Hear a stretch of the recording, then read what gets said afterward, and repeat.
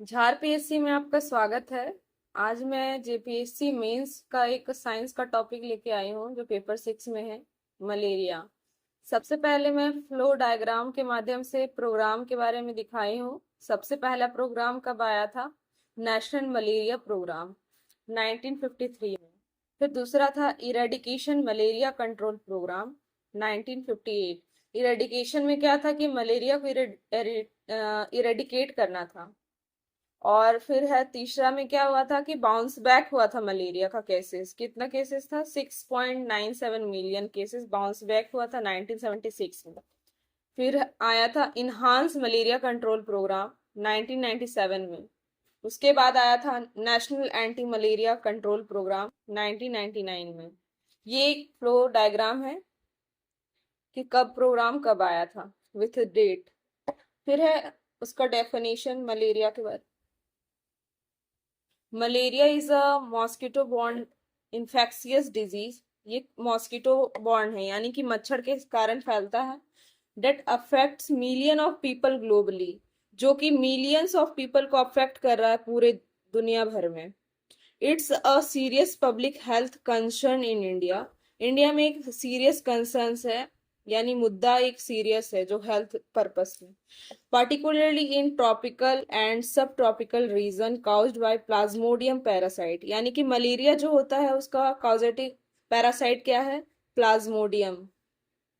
ये ट्रांसमिट कैसे करता है? Transmitted through the bite of infected female anopheles mosquito.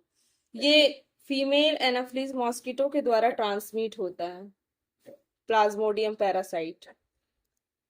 अब आगे है malaria can lead to severe illness and even death if left untreated. यानी कि अगर मलेरिया किसी को होता है वो सीरियस इलनेस बन जाता है, और अगर उसका ट्रीटमेंट प्रॉपर नहीं करें तो डेथ का भी कारण बनता है।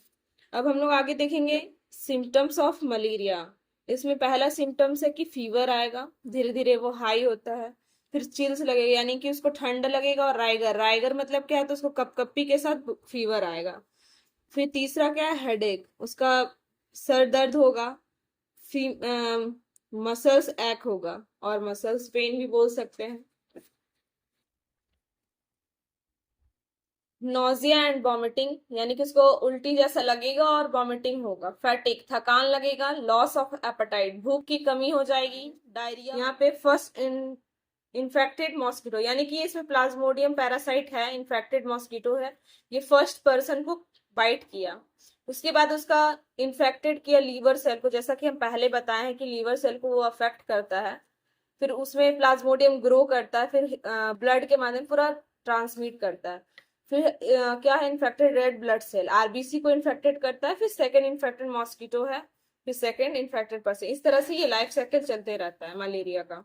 अब हम लोग कुछ देखेंगे क्या है national programme for prevention and control of malaria in India.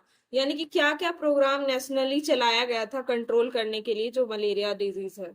पहला इससे पहला नेशनल मलेरिया कंट्रोल प्रोग्राम है national vector borne disease control programme. ये लॉन्च कब हुआ था? 2013 में। This programme is cornerstone of India malaria control effect it focus on. यानी कि ये कब लॉन्च हुआ था? 2013 में। इसका फोकस क्या था? मलेरिया कंट्रोल करना। और क्या क्या फोकस किया था? वेक्टर कंट्रोल, यानी कि जो वेक्टर है, जैसे कि हम पहले बताए वेक्टर क्या है? मॉस्किटो है, उसके बाद कौन आता है? ह्यूमन होस्ट आता है। यानी दोनों होस्ट है, दोनों में प्लाज्मोडियम ग्रो करता है, उसके बाद वो अफेक्ट करता है लीवर सेल को, फिर आरबीसी को इन्फेक्टेड करता है। उसी तरह ये प्रोसेस है। इसमें क्या करना है? वेक्टर कंट्रोल में इंडोर रेसिडुअल स्प्रे करना है। रेसिडुअल स्प्रे करना है इंडोर में, यानी घर के अंदर। फिर इंसेक्टिसाइड टू किल मॉस्किटो। बाजार में जितना भी इंसेक्टिसाइड्स आता है उसका छिड़काव करना है मॉस्किटो को किल करने के लिए। केस मैनेजमेंट करना है। Early diagnosis with complete treatment. पहले अर्ली डायग्नोस करना है कि उसको मलेरिया है, फिर कंप्लीट उसको ट्रीटमेंट देना है। Anti malaria control prevent with anti malarial drug. इसमें ड्रग क्या क्या है? क्लोरोक्विनिन और आर्टिसोनेट। ये दोनों कॉमन ड्रग है जो इंपॉर्टेंट है इसको याद कर लीजिएगा। बिहेवियर चेंज कम्युनिकेशन, ये हर फील्ड में वेरी इंपॉर्टेंट है। इसके हेल्प से हम लोग क्या करते हैं, कम्युनिटी में कम्युनिकेट करके अवेयरनेस फैलाते हैं। जैसे यहाँ लिखा हुआ, raising awareness about malaria prevention measure like using mosquito net and seeking prompt treatment is essential. पहले अवेयरनेस फैलाना है, फिर प्रिवेंशन मेजर बताना है, और नेट उसको बताना है कि नेट्स वगैरह का यूज करेगी, एसेंशियल जो भी ट्रीटमेंट के लिए है। फिर current issue in malaria control, क्या क्या करंट इश्यूज है मलेरिया को लेके, उसका कंट्रोल को लेके। Several challenge remain in India fight against malaria. पहला क्या है, drug resistance, the emergence of plasmodium parasite resistance to commonly use anti malaria drug like chloroquine and artemisinin combination therapy. यानी कि ड्रग रेजिस्टेंस में क्या करते हैं हम लोग, कॉमनली एंटी मलेरियल ड्रग देते हैं। उसमें क्या है, जैसे हम पहले बताएं, क्लोरोक्विनिन और आर्टिक्विनिन या आर्टिसोनेट का कॉम्बिनेशन थेरेपी देते हैं। ये एंटी मलेरियल ड्रग्स हैं। और नेक्स्ट क्या है, इंसेक्टिसाइड रेजिस्टेंस। इसमें क्या करना, mosquitoes developing resistance to insecticide use and spraying DDT and using mosquito net. यानी कि इसमें प्रिवेंशन बताया है कि कैसे आप मॉस्किटो को प्रिवेंट कर सकते हैं। तो इसमें बताया क्या है, इंसेक्टिसाइड्स का यूज करना है, स्प्रेइंग करना डीडीटी का, और मॉस्किटो नेट का यूज करना है, जिससे कि मलेरिया को रिड्यूस किया जा सकता है। इसमें बताया है तीसरा क्या है, क्लाइमेट चेंज, कैसे कैसे वातावरण बदलता है तो कैसे कैसे मलेरिया का केसेस इंक्रीज होता है। Favourable condition for mosquito breeding, rising temperature and erratic rainfall pattern, high risk of transmission of malaria. इसको फेवरेबल कंडीशन होता है ब्रीड करने के लिए, जो मॉस्किटो है उसका ब्रीड के लिए, वो क्या है, इरेटिक रेनफॉल पैटर्न, यानी कि टेम्परेचर जब राइज होता है और रेनफॉल होता है तो ये ज्यादा इसका ब्रीडिंग स्टार्ट हो जाता है, यानी कि बहुत ज्यादा ये मच्छर बढ़ जाता है।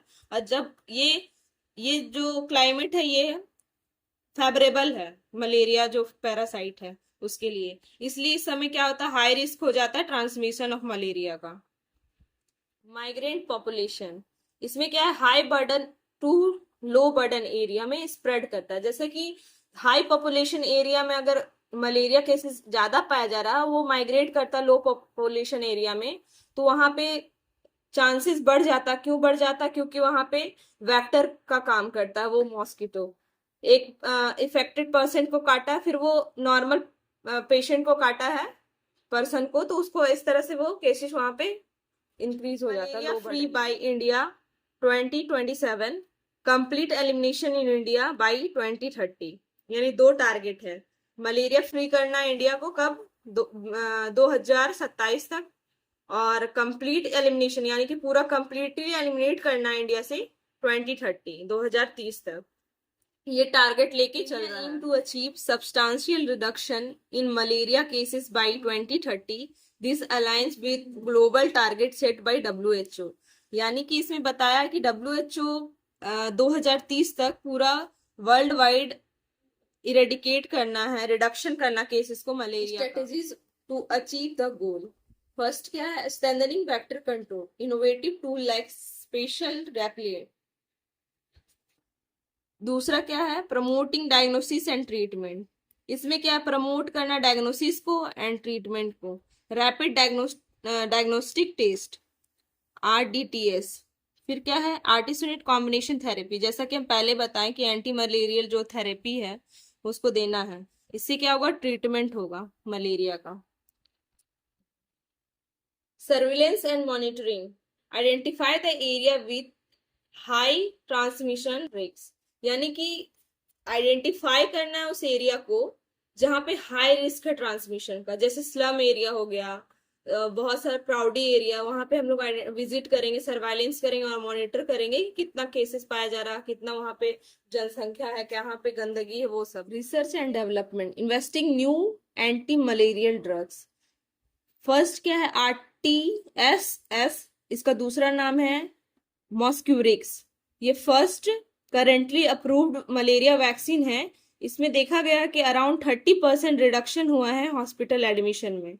दूसरा क्या है, सेकेंड वैक्सीन अंडर ट्रायल में है, वैक्सीन का नाम है R21, दूसरा नाम है मैट्रिक्स एम, ये अंडर ट्रायल है। Expecting high efficiency than RTS, यानी कि इसमें ज्यादा एफिशिएंसी रहेगा एज कॉम्पेयर टू मॉस्क्यूरिक्स में।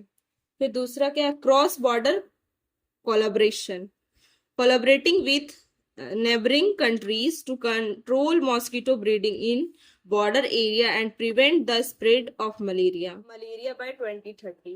कंक्लूजन में यही है कि एलिमिनेटिंग करना है 2030 तक। अगर ये मेरा वीडियो आपको अच्छा लगा हो, हेल्पफुल लगा हो, तो मेरा वीडियो को like, subscribe and comment and share जरूर करें। Thank you.